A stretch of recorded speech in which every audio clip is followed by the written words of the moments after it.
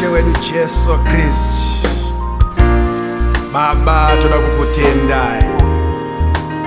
Hakuna wakafanana nemi, hakuna wakaita semi. Kudenga nepanyika ndimi munotonga.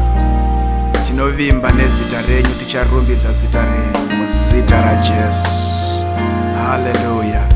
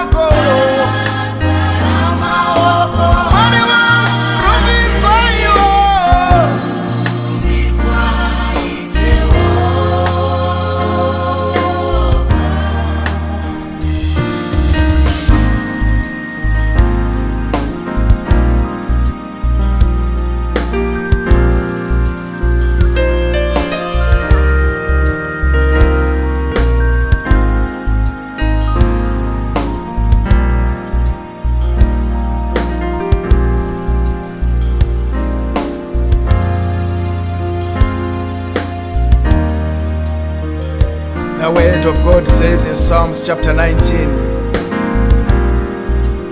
the heavens declare the glory of God, and the firmament showeth his handiwork. Kubwinya kwenyu Mwari, basa ramaboko enyu ngarirumbidzwe. Rumbidzwai nekuti muri mutsvene.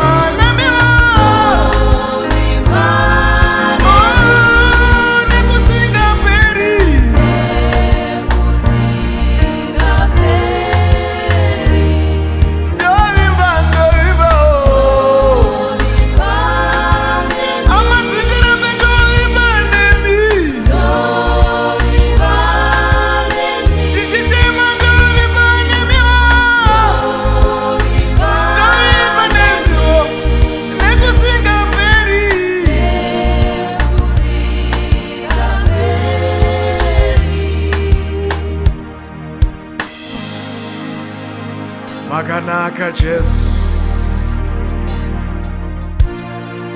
makanaka Jesu.